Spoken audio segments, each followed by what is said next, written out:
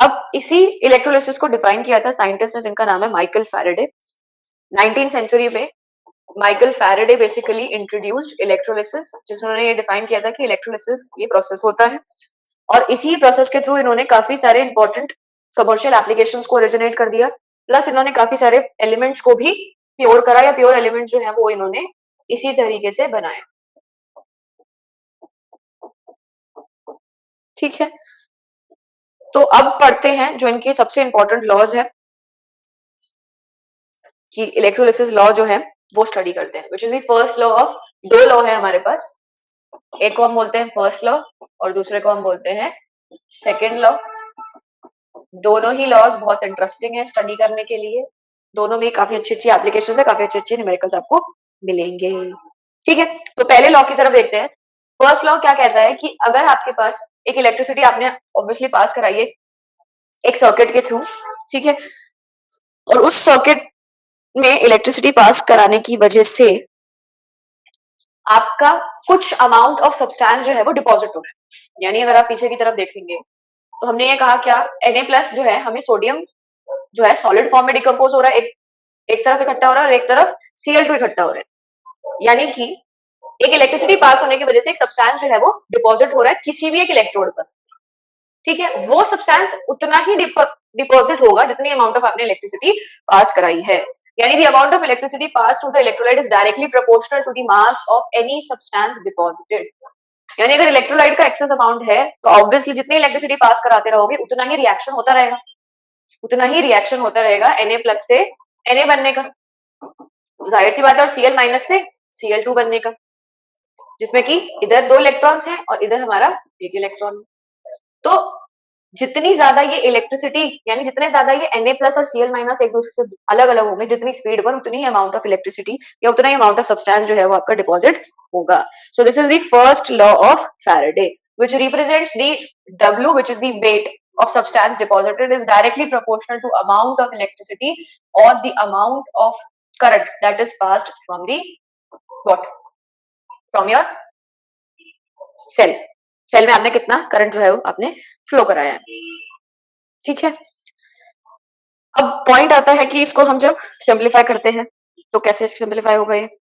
Proportionality का sign जैसे ही हटता है, प्रोपोर्शनैलिटी का साइन जैसे ही हम हटाएंगे यहाँ से तो हमें मिलेगा एक constant which is called as Z, और Q आ जाएगा हमारे पास। Now Q is what, Q is charge, जितना आपने चार्ज पास कराया यानी इलेक्ट्रिसिटी जितनी आपके पास हुई है, और करंट होता है I इक्वल्स टू Q/T होता है, तो Q को हम लिख सकते हैं I इंटू टी, तो यहाँ पे आ जाता है W equals to ZI multiplied by T, जिसमें कि Z जो है that is a constant.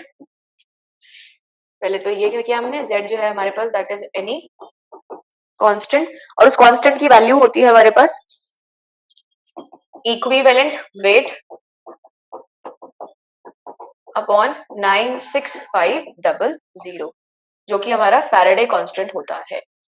This F, ये बेसिकली F है। ठीक है, सो हमने कहा था W डायरेक्टली प्रोपोर्शनल है Q के, तो W इक्वल्स टू ZQ हो जाएगा, जिसमें कि हमने कहा कि Z इज एनी कांस्टेंट जिसकी वैल्यू है हमारे पास equivalent weight deposited of the substance upon Faraday constant, and F is 96500 which is called as Faraday constant.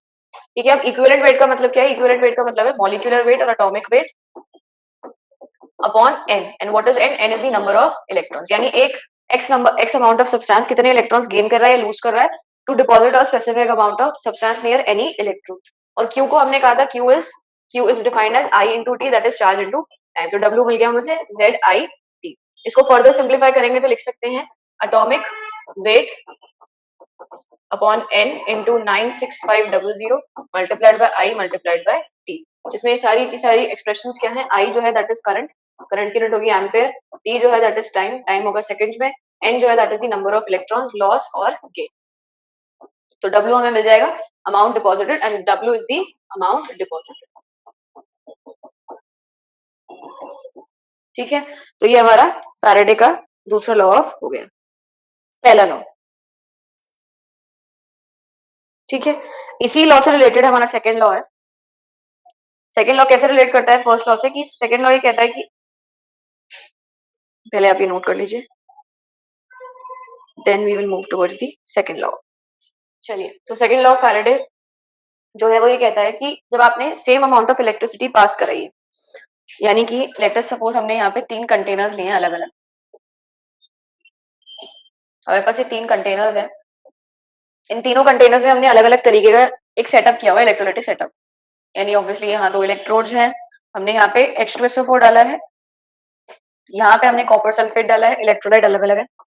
इधर इलेक्ट्रोड्स हैं, इधर भी इलेक्ट्रोड्स हैं इस तरीके से, और यहाँ पे हमने AgNO3 डाला, ऑल इन एक्वा स्टेट। और इन सब को हमने कनेक्ट करा है एक बैटरी के थ्रू, और इन्हें कनेक्ट किया हुआ है हमने आपस में भी इस तरीके से। ठीक है, ये आपस में भी कनेक्टेड है, और ये सभी के सभी एक ही बैटरी से कनेक्टेड है। ठीक है, ये पूरा हमारा बैटरी से कनेक्टेड है। ठीक है, यानी इन सभी के अंदर एक सेम अमाउंट ऑफ इलेक्ट्रिसिटी जो है वो पास हो रही है। 3 सोल्यूशन है, ये हम S1 मान लेते हैं, ये S2 मान लेते हैं, ये S3 मान लेते हैं। इन सब के around same amount of current जो है वो पास हो रहा है। अब same amount of current pass होने से क्या होगा कि इनके अंदर जो भी कोई सब्सटेंस डिपॉजिट होगा, अभी हमने क्या देखा, फर्स्ट लॉ से क्या देखा हमने कि जो भी करंट है उतना ही मास डिपॉजिट होगा। अब जाहिर सी बात, जब सब में सेम करंट है तो सब में मास जो होगा वो भी सेम डिपॉजिट ही होगा। यही कहता है सेकंड लॉ ऑफ फैराडे, यानी सेकंड लॉ फर्स्ट लॉ से ही रिलेट करता है कि according to this law when same amount of electricity is pass through a series of electrolytes, we have a series of electrolytes S1 S2 and S3, then the electrochemical equivalence is proportional to the mass of the substance liberated at electrode। यानी कि electrochemical equivalence जो कि E की value है वो आपकी proportional होगी to the weight deposited, that is called as the Faraday second law। ठीक है, यानी कि हर एक में जो आपके पास मास डिपॉजिटेड रहेगा, फॉर एग्जांपल इसके अंदर मैं मान लेती हूँ कि H2 डिपॉजिट हो रहा है, ठीक है, इसके अंदर हम मान लेते हैं कि कुछ कॉपर डिपॉजिट हो रहा है, इसके अंदर हम मान लेते हैं कुछ सिल्वर डिपॉजिट हो रहा है। जितना भी अमाउंट इसमें डिपॉजिट होगा वो सभी के सभी बराबर रहेगा to the electrochemistry equivalence. Electrochemistry equivalence का मतलब है इक्विवेलेंट वेट। ठीक है, सबके अंदर जो Q की वैल्यू है, Q1 is equal to Q2 is equal to Q3, that is the charge along it, hence the W1 value will also be equal to W2 will also be equal to W3। अगर हम तीनों के लिए ही Faraday first law से expression लिखते हैं तो W आ जाएगा Z1 I into T, W2 आ जाएगा Z2 I into T, और W3 आ जाएगा Z3 I into T, because Q1 Q2 Q3 है तो सब में IT अमाउंट ऑफ करंट जो है वो चार्ज जो है वो फ्लो कर रहा है। अब इन सभी एक्सप्रेशंस को हम इक्वेट कर सकते हैं, यानी W1 upon Z1 is equal to IT, W2 upon Z2 is equal to IT, and W3 upon Z3 is also equal to IT। इन सभी को इक्वेट कर सकते हैं। So W1 upon Z1 equals to W2 upon Z2, which is equal to W3 upon Z3, which is what? Which is nothing, expression for the 3 series cell connected। आपस में ये series में connected हैं तो जाहिर सी बात है इनका रेशियो जो होगा वो भी सेम ही रहेगा। तो ये हमारा सेकंड लॉ ऑफ फैराडे। ठीक है, अब चलते हैं कि इन लॉस से या इनसे हम किस तरीके के न्यूमेरिकल्स को सॉल्व कर सकते हैं। तो पहला न्यूमेरिकल जो है हमारे सामने वो कुछ इस तरीके का है, जिसमें हमें क्या दिया हुआ है, जिसमें हमें गिवन है कि एक पर्टिकुलर कॉपर सल्फेट, एक कैलकुलेट करना है time to deposit copper at cathode when the current is 2 ampere. I की वैल्यू हमें गिवन है 2 एम्पीयर, टाइम निकालना है, और डब्ल्यू जो डिपॉजिट किया वो 1.27 ग्राम है, वो है कौन, वो है copper, through the solution of copper sulphate. और इलेक्ट्रोलाइट जो थी वो थी हमारे पास कॉपर सल्फेट की। तो सबसे पहले कॉपर सल्फेट डिसोसिएट हो रहा है तो वो बनाएगा कॉपर 2 प्लस और SO4 2 माइनस। अब कॉपर डिपॉजिट हो रहा है यानी कॉपर 2 प्लस से कॉपर बन रहा है बाय गेनिंग 2 इलेक्ट्रॉन्स। तो N की वैल्यू क्या मिल गई मुझे, 2 मिल गई। क्लियर इन्फॉर्मेशन दिख गई है।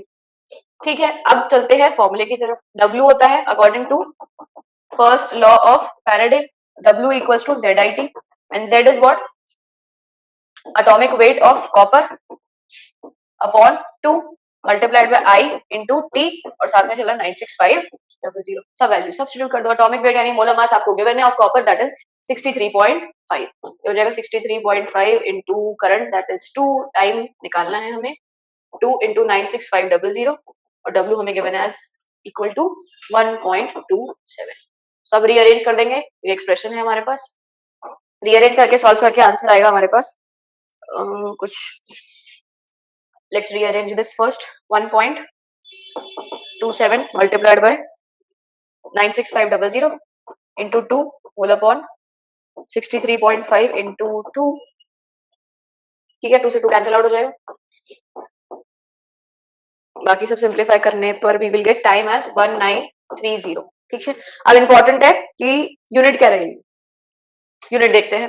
वेट की यूनिट ग्राम है, चार्ज की यूनिट कूलम पर मोल है, और जो हमारे पास एटॉमिक वेट है वो किसमें है, वो है ग्राम पर मोल में, ठीक है, ग्राम पर मोल, दैट इज मोल इनवर्स। ये तो कैंसिल आउट हो गया।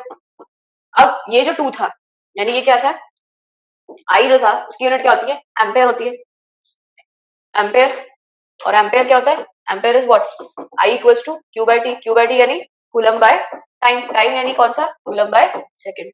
ये जो एम्पेयर है इसकी यूनिट क्या है, कूलम पर सेकंड, तो ये हो गया कूलम पर, ठीक है। तो कूलम पर सेकंड का मतलब है कूलम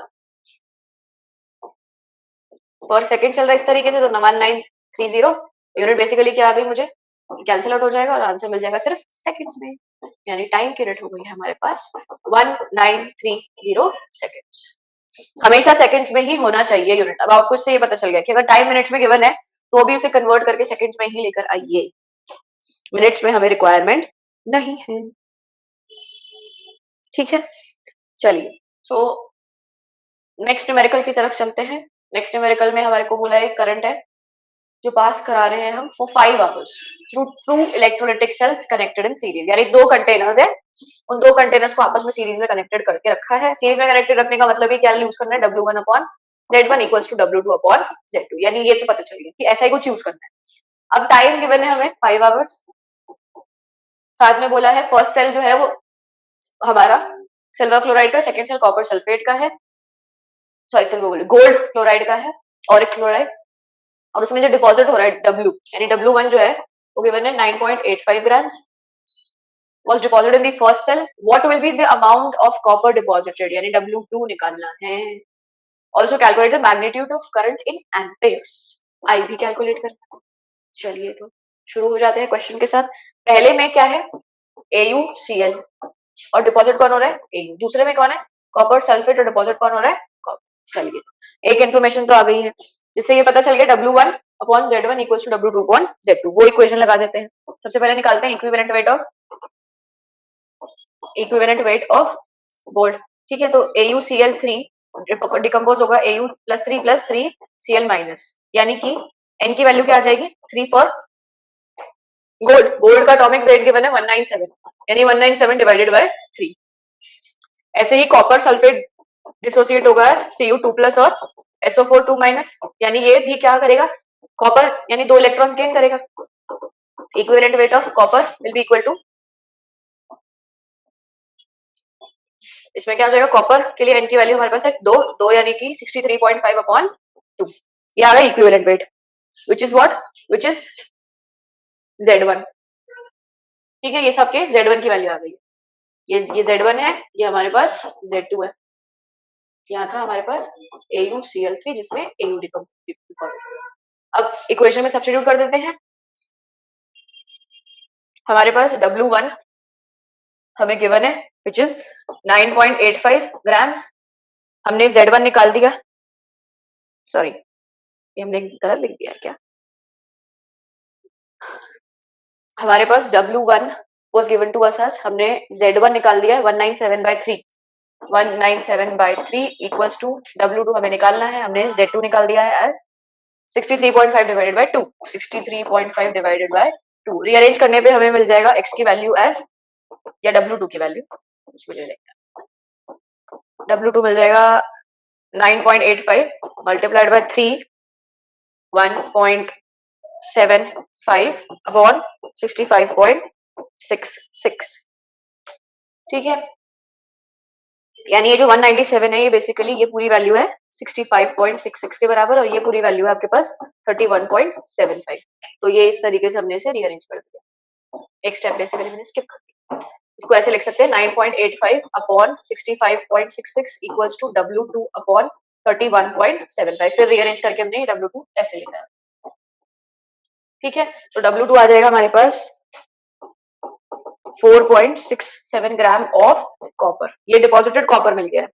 ठीक है, अब आपको क्या चाहिए, अब आपको चाहिए करंट कितना पास हो रहा है, तो आसानी से आप कर सकते हैं, W इक्वल्स टू ZIT लगा सकते हैं, या तो उससे भी कर सकते हैं, किसी में भी सब्स्टिट्यूट कर दीजिए, W इक्वल ZIT लगाएंगे, I निकल जाएगा, टाइम हमें गिवन है दैट इज 5 आवर्स, W की वैल्यू है हमारे पास, W क्या है, कॉपर के लिए अगर हम लगा रहे हैं तो 4.67 हमने डिपॉजिटेड किया है, W कॉपर के लिए क्या, Z की वैल्यू कॉपर के लिए आई है 31.75 अपॉन 96500, करंट हमें निकालना है और टाइम हमें गिवन है 5 आवर्स, 5 आवर्स को कन्वर्ट कर दिया into second by multiplying it by 3600, तो ये पूरा हम सॉल्व करके निकाल सकते हैं, which is 4.76 multiplied by 96500 divided by 3600 divided by 31.75, ठीक है, तो इस तरीके से हमें आंसर मिल जाएगा around, this will be around 0.8 ampere. ठीक है, अब इसी क्वेश्चन को, यानी इसी पार्ट को, जो सेकंड पार्ट हम कर रहे हैं, इसी को मैं अलग तरीके से करना बताती हूँ। हमें क्या बोला है कि हमारे पास 1 मोल कॉपर जो है, यानी कि 63.5 ग्राम्स ऑफ कॉपर जो है बेसिकली वो डिपॉजिट हो रहा है by 1 Faraday, by 1 Faraday electricity, जिसको हम लिख सकते हैं 96500 कूलम चार्ज। ठीक है, 1 मोल है तो इतना ही लग रहा है।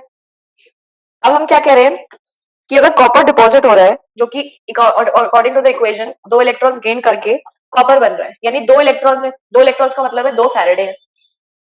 सो फॉर कॉपर हमारे पास 2 फैराडे इलेक्ट्रिसिटी का मतलब है 2 इंटू 96500 फैराडे 26900 चार्ज लग रहा है।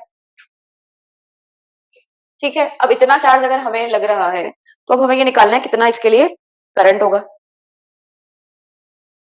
ठीक है, यानी कि 63.5 जो है कि 1 कूलम का है, हमारे पास जो इक्विवेलेंट वेट है वो कितना है, बेसिकली हम इसमें लगाएंगे यूनिटरी मेथड। 63.5 जो है ये 2 फैराडे यूज कर रहा है, 1 ग्राम कितना यूज करेगा, 2 फैराडे बाय 63.5, हमने कितना डिपॉजिट किया, हमने डिपॉजिट किया 4.76 ग्राम, उसके लिए 2 फैराडे 6.5 इंटू 4.76, ये आ गया हमारे को चार्ज।